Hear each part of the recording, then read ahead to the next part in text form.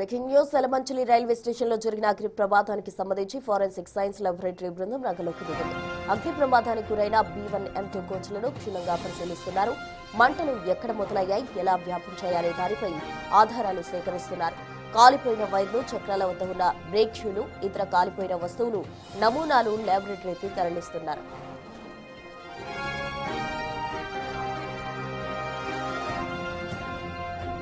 ముఖ్యంగా B1 కోచ్లో సజీవ దహనమైన ప్రయాణికుడు చంద్రశేఖర్ సుందరం కూర్చున్న సీటు వద్ద అధికారులు నిశితంగా తనిఖీ చేస్తున్నారు. చక్రాలు జామ్ కావడం వల్ల మంటలు వచ్చాయా లేక ఏసీ ప్యానెల్స్ లో షార్ట్ సర్క్యూట్ జరిగిందా అనే కోణంలో విశ్లేషణ జరుగుతోంది.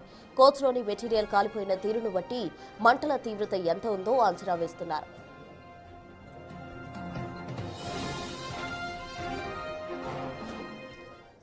ఇదే అంశానికి సంబంధించి పూర్తి వివరాలు అందించేందుకు మా ప్రతినిధి రాజు సంఘటనా స్థలం నుండి లైవ్ లో జాయిన్ అయ్యేందుకు సిద్ధంగా ఉన్నారు. రాజు, చెప్పండి, అసలు మంటలు ఎక్కడ స్టార్ట్ అయ్యాయి అన్న దానికి సంబంధించి కూడా ఫోరెన్సిక్ లాబొరేటరీ బృందం అయితే అక్కడ సిద్ధంగా ఉండి తనిఖీలు చేస్తున్న పరిస్థితి. అక్కడ తాజా సిచ్యువేషన్ ఏంటి రాజు? ప్రస్తుతం ఎలమంచిలి రైల్వే స్టేషన్లో అగ్ని ప్రమాదం జరిగినటువంటి ప్లేస్లో అటు ఏపీ సైన్స్ ల్యాబొరేటరీస్ సంబంధించినటువంటి డిపార్ట్మెంట్ అంతా కూడా ప్రస్తుతం అయితే ఇక్కడికి వచ్చినటువంటిది అయితే ఉంది.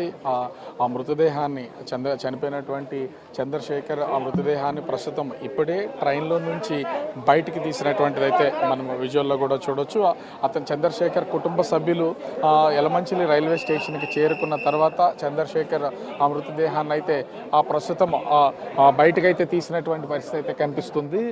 సో ఇప్పటికే సైన్స్ ల్యాబొరేటరీకి సంబంధించినటువంటి అధికారులు ట్రైన్ దగ్గరికి చేరుకుని మొత్తం అన్నింటిని కూడా పరిశీలన చేసినటువంటిది అయితే కనిపిస్తుంది. అసలు రైలు ప్రమాదం ఎలా జరిగింది ఏంటి అనే కోణంలో కూడా మొత్తం సైన్స్ ల్యాబొరేటరీ ఫారెన్సిక్ డిపార్ట్మెంట్కి సంబంధించినటువంటి వాళ్ళు వివరాలు సేకరిస్తున్నారు. అయితే చనిపోయినటువంటి 71 సంవత్సరాల చంద్రశేఖర్ సుందరం మాత్రం అతని కుటుంబ సభ్యులు ఇక్కడికి చేరుకునే వరకు అతని మృతదేహాన్ని అయితే ఇప్పటివరకు ట్రైన్లో నుంచి బయటకు తీయలేదు. వాళ్ళ కుటుంబ సభ్యులు వచ్చిన తర్వాత వాళ్ళతో మాట్లాడి వివరాలన్నీ తెలుసుకున్న తర్వాత చంద్రశేఖర్ సంబంధించినటువంటి మృతదేహాన్ని బయటికి తీశారు. దానికంటే ముందుగా అతను బ్యాగ్స్, అదేవిధంగా అతని పర్సు అన్నింటినీ కూడా బయటికి తీసినటువంటి పరిస్థితి అయితే ఉంది. దీంతో చంద్రశేఖర్ ఫోటోని ఐడెంటిఫై చేసినటువంటి కుటుంబ సభ్యులు ప్రస్తుతం కన్నీరు మున్నీరు అవుతున్నటువంటి పరిస్థితి అయితే కనిపిస్తుంది. కుటుంబ సభ్యులు ఇక్కడికైతే ఆమె చంద్రశేఖర్ కూతురు, అల్లుడు, మనమరాలు మొత్తం కుటుంబ సభ్యులంతా ప్రస్తుతం ఇక్కడికి చేరుకున్నారు.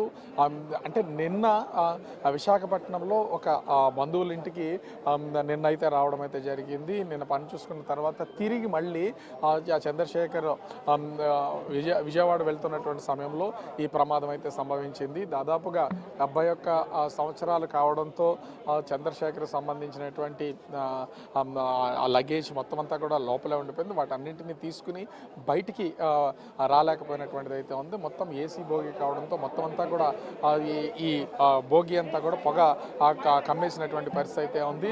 మనం చూడవచ్చు విజువల్స్లో కూడా. ఎందుకంటే ఖచ్చితంగా చనిపోయినటువంటి చంద్రశేఖర్ సుందరం కుటుంబ సభ్యులు వచ్చి మృతదేహాన్ని ఖచ్చితంగా ఐడెంటిఫై చేయాలి. ఐడెంటిఫై చేసిన తర్వాత దీనికి సంబంధించినటువంటి పోస్ట్ మార్టం వ్యవహారాలన్నీ కూడా చేస్తారు. సో ప్రస్తుతం కుటుంబ సభ్యులు ఇక్కడికి వచ్చినటువంటి నేపథ్యంలో మృతదేహాన్ని కుటుంబ సభ్యులు కూతురికి చూపిస్తున్నటువంటి విజువల్ని కూడా మనం ప్రత్యక్షంగా చూడొచ్చు.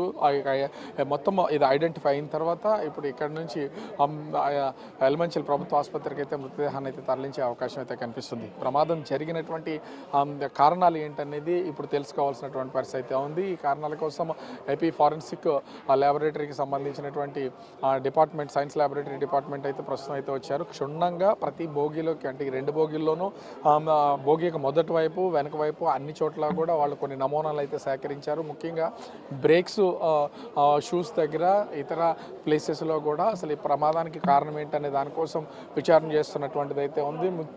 ముఖ్యంగా బ్రేక్ షూలు ఏమన్నా పట్టేయడం జరిగిందా, వేగంగా వెళ్తున్నటువంటి సమయంలో ఈ బ్రేక్ షూస్ కనుక పట్టేసి ఉంటే ఆ బ్రేక్ వేసిన తర్వాత ఖచ్చితంగా నిప్పు రవ్వలు చెలరేగే అవకాశం ఉన్నటువంటి పరిస్థితి అయితే ఉంది. ఈ నేపథ్యంలోనే ఫారెన్సిక్ డిపార్ట్మెంట్ కూడా మొత్తం అన్నింటినీ వీళ్ళు విచారణ చేస్తున్నటువంటి పరిస్థితి అయితే ఉంది.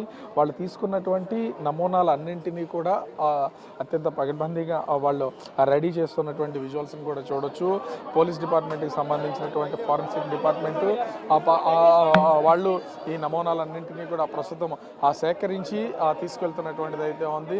ఖచ్చితంగా అడ్వాన్స్డ్ ఫిజికల్ ఎవిడెన్స్ అన్నింటినీ ప్రస్తుతం సేకరించినటువంటి ఫారెన్సిక్ డిపార్ట్మెంట్ వాటిని అయితే తీసుకెళ్తున్నటువంటి విజువల్స్ని కూడా చూడొచ్చు. ప్రస్తుతం వాళ్ళ కుటుంబ సభ్యులు చనిపోయినటువంటి చంద్రశేఖర్ సుందరం ఈ మృతదేహాన్ని ఐడెంటిఫై చేసినటువంటి నేపథ్యంలో ప్రస్తుతం పోస్ట్ మార్టం నిమిత్తం మృతదేహాన్ని అయితే తరలిస్తున్నటువంటి పరిస్థితి అయితే కనిపిస్తుంది.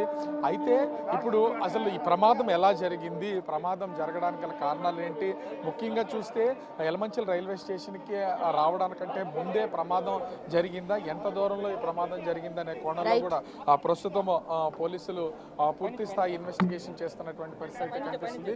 మరికొద్దిసేపట్లో ఫారెన్సిక్ డిపార్ట్మెంట్కి సంబంధించినటువంటి వాళ్ళు రైల్వే అధికారులకు పూర్తి ఆధారాలు సమాచారం ఇచ్చే అవకాశం ఉన్నటువంటి నేపథ్యంలో ఈ ప్రమాదం జరగడానికి గల కారణాలు బయటికి తెలిసే అవకాశం అయితే కనిపిస్తోంది. ప్రసన్న. Right, thank you.